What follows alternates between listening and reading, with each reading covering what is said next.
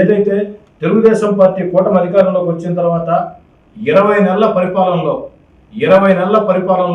30,000 ఉద్యోగాల్ని ప్రభుత్వ ఉద్యోగాల్ని భర్తీ చేయడమే కాకుండా ఈనాడు జాబ్ క్యాలెండర్ పేరుతో మరో 10,000 ఉద్యోగాలకి శ్రీకారం చుట్టడం జరిగింది.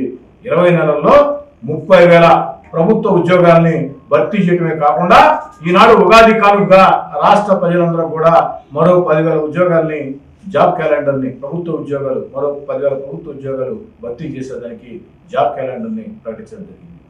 ఏదైతే ఆనాటి వైఎస్ఆర్ కాంగ్రెస్ పార్టీ ప్రభుత్వ ప్రజా వ్యతిరేక నిర్ణయాలకు వ్యతిరేకంగా యువ నేత నారా లోకేష్ గారు రాష్ట్రం అంతా కూడా వేలాది కిలోమీటర్ల పాదయాత్ర చేశారు.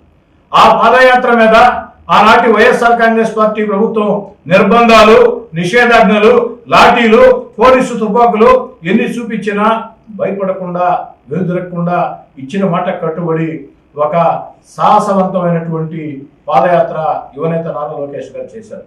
నారా లోకేష్ గారి పాదయాత్ర నాడు రాష్ట్ర ప్రజల్లో ఆంధ్రప్రదేశ్ భవిష్యత్తు మీద ఒక నమ్మకాన్ని కలిగించి ఒక భరోసా ప్రజలకిచ్చి పార్టీ కోసం కష్టం చేసినటువంటి ప్రతి కార్యకర్తకి ఒక ధైర్యాన్ని ఇచ్చి ముందుకు సాగుతూ వచ్చింది. అయితే ఎన్నికలు అయిపోయి ప్రజలు ఓటేశారు, భారీ మెజార్టీలతో గెలిచారు, ప్రభుత్వం అధికారంలోకి వచ్చింది. ఎక్కడ హామీల్ని గాలి కుదరకుండా అన్ని హామీల్ని ఈ విధంగా నెరవేరుస్తూ వస్తూ ఉన్నారు. యువనేత నారా లోకేష్ గారు పాదయాత్రలో ఇచ్చినటువంటి మరో హామీ ఈ జాబ్ క్యాలెండర్ను కూడా ఇదో ప్రకటించారు. ఈ సంవత్సరం దాదాపుగా 10,000 మందికి ఈ సంవత్సరంలో ప్రభుత్వ ఉద్యోగాలకి ఉగాది సందర్భంగా జాబ్ క్యాలెండర్ని ప్రకటించడం జరిగింది. అంతేకాకుండా 20 నెలల పరిపాలనలోనే 20,000 ఉద్యోగాలకి ప్రభుత్వ ఉద్యోగాల్ని భర్తీ చేయడం జరిగింది. ఇది ఒక చరిత్ర. అంతేకాకుండా ఆనాడు చంద్రబాబు నాయుడు గారు యువనేత నారా లోకేష్ ఒక మాట ఇచ్చారు. 20 లక్షల కోట్ల పెట్టుబడులు ఆంధ్రప్రదేశ్కి తీసుకొస్తాం, 20 లక్షల ఉద్యోగాలు అక్షరాల 5 ఏళ్ల పరిపాలన ఇస్తామని. అందులో భాగంగా ఇప్పటికే 23 లక్షల కోట్ల పెట్టుబడులతో 23 లక్షల ఉద్యోగాల కల్పనకి శ్రీకారం చుట్టడం జరిగింది. ఎన్నికల్లో ఇచ్చిన హామీ జాబ్ క్యాలెండర్, మెగా డిఎస్సి, ప్రభుత్వ ఉద్యోగాల భర్తీయే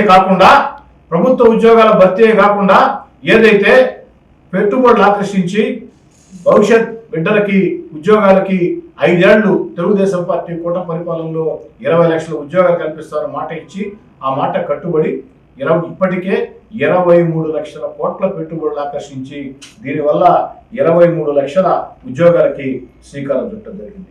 అదేవిధంగా యువత సంక్షేమం, నైపుణ్యాభివృద్ధి, ఉపాధి అవకాశాలకి బడ్జెట్లో 439 కోట్లు కేటాయించినటువంటి కూటమి ప్రభుత్వం. అధికారం చేపట్టిన మొదటి రోజే తొలి సంతకం మెగా డిఎస్సిపై పెట్టి 16,347 టీచర్లు పోస్టుల నోటిఫికేషన్ ఇచ్చి 15,941 టీచర్ల పోస్టులు భర్తీ చేసి పోలీస్ శాఖలో 6,100 కానిస్టేబుల్, 411 మంది సబ్ ఇన్స్పెక్టర్ పోస్టుల్ని భర్తీ చేయడం జరిగింది. ఇవన్నీ ప్రభుత్వ ఉద్యోగాలే. ఈనాడు మరో 10,000 ఉద్యోగాలకి జాబ్ క్యాలెండర్ని ఇవ్వడం జరిగింది. హృదయపూర్వక జన్మదిన శుభాకాంక్షలు ఏకుళ్ళు పవన్ కుమార్ రెడ్డి. ఇది పేరు కాదు, ఓ బ్రాండ్. మండల రాజకీయాల్లో ఓ వైబ్. నెల్లూరు ఎంపీ వేమిరెడ్డి ప్రభాకర్ రెడ్డి గారు, కోవూరు ఎమ్మెల్యే శ్రీమతి వేమిరెడ్డి ప్రశాంతి రెడ్డి గారి ఆశీస్సులతో, యువనేత దువ్వూరు కళ్యాణ్ రెడ్డి గారి అండదండలతో కోవూరు నియోజకవర్గం ఇందుకూరుపేట మండలాధ్యక్షులుగా బాధ్యతలు చేపట్టిన సంవత్సర కాలంలోనే అందరివాడిగా మన్ననలు పొంది విపిఆర్ దంపతుల నమ్మకాన్ని వమ్ము చేయకుండా మండల అభివృద్ధికి నిరంతరం శ్రమిస్తున్న శ్రామికుడు పవన్ రెడ్డి. నిత్యం ప్రజల్లో ఉంటూ పార్టీ క్యాడర్ కు, కార్యకర్తలకు అందుబాటులో ఉంటూ తన ప్రజలకు ఏ సమస్య వచ్చినా నేనున్నానంటూ ముందుకొచ్చే పవన్ రెడ్డికి హృదయపూర్వక జన్మదిన శుభాకాంక్షలు.